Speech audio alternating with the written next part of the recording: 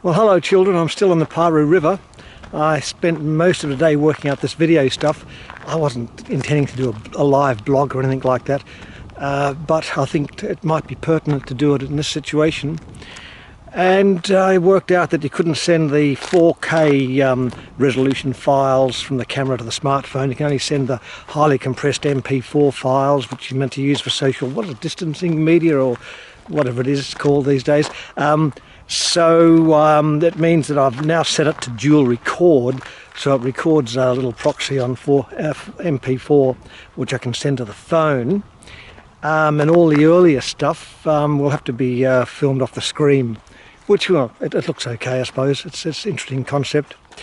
But look, yeah, here, look, what's not to like about this? I think it's a lot better than being in Melbourne wearing a mask, and it's pretty damn good. Now, I did spend a week in the clay pan, which I'll show you later. That was quite interesting, but very harsh and a survival technique. But still, this is really good, and it's also got internet. First time I've had internet, so that's amazing. Only a couple of K from Wannerong, and I would have thought, being this, I never usually camp that close to towns, but haven't seen or heard anybody. Occasionally I hear a dog bark over there, but that's about it. So it's a wonderland, and it's just all green. I suppose a lot of the time it's all burnt, you know, by the scorched earth. But still, at the moment, it's pretty darn good. So what am I talking about? Oh yeah, this next video will be, I think, when I was driving up, I think I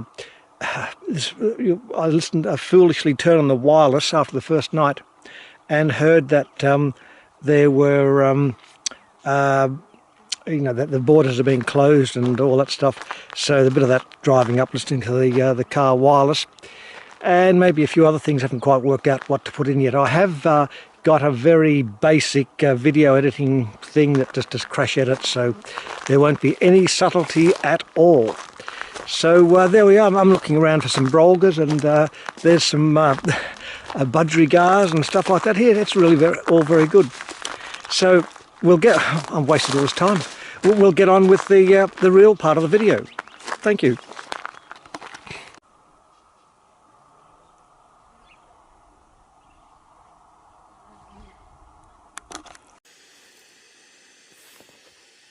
A couple of things I want to take you through.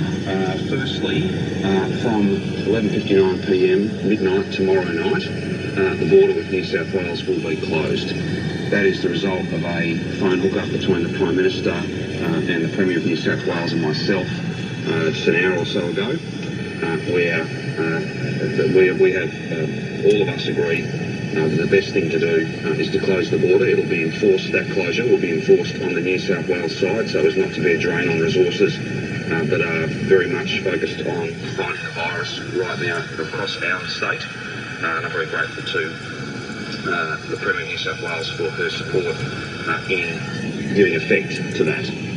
This is one of those precautionary measures. It's one of those things that I think will help us in broader terms contain the spread of the virus. I apologise for any inconvenience that will cause people who've got unavoidable travel to New South Wales. There will be a permit system, and there'll be further detailed arrangements will be announced by the Premier of New South Wales a bit later on today. But there will be a facility for people who live on those border communities to be able to travel to and from for the purposes of work, purposes of the sort of essential health services that they might need. I'll give you one example. The Albury Hospital, which is actually run by us, is of course on the other side of the border. There are 20 leaders, and there was a three-way conversation an hour or so ago, and we all agreed that this was the right step to take.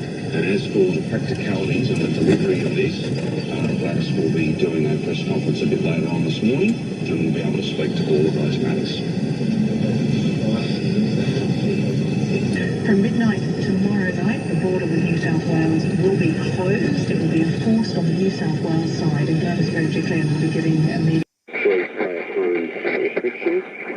Staying at home except for the small reasons to leave, effective from midnight tomorrow night for a period of 6 weeks. 6 fucking weeks! There's no alternative other than thousands and thousands of cases and potentially more Well, I'm sort of in exile. I never in my wildest dreams thought I would ever be in a situation like this. I came up from Victoria a few days before they closed the borders to escape the Melbourne weather, and exactly what I've done. I've come up here. It's all sand dunes and red earth and sunsets, sunrises, beautiful stars at night, all that sort of thing. But it doesn't seem quite as, well, let's say it's taken the edge off a bit because I'm sort of stuck here. Well, if I go back to Victoria, then I'm locked down, stage 3, which, okay, I suppose it's okay, but I don't want to be stuck in home all the time. At least here I can do what I want to do, live off the land. But as I said, it's a funny thing. If you're doing it purely for pleasure, you can leave any time. It's a totally different thing to when you're sort of stuck here. I mean, I can go back, I know that, but well, I hope I can. I was a bit worried before that if I crossed the border, I'd have to spend 2 weeks in jail before I could go home. I certainly hope that doesn't happen. If that was the case, I would be staying here, that's for sure. But then maybe New South Wales might want to kick me out and I'll be arrested, who knows. These are scenarios at the moment that are not anticipated, but it could happen. It could very well happen. But at the moment, everyone I've met has been very pleasant, and no one's complained about a car with Victorian registration. In fact, there's a lot of Victorian cars up here at the moment. I think they're all doing the same sort of thing I'm doing. So that's it anyway. I found a nice little place here between the sand dunes, and there's a little clay pan, a bit like a mini emu clay pan. So I'll play around here a few days, then work out what I'm going to do. So a life in exile. Every time I turn on the radio, there's just got worse. The news gets worse and worse, and things you just couldn't even anticipate happening in this society are happening. And my mind can't comprehend, to tell you the truth. I'm in a semi-strange, is it a dream? I hope I wake up sometime.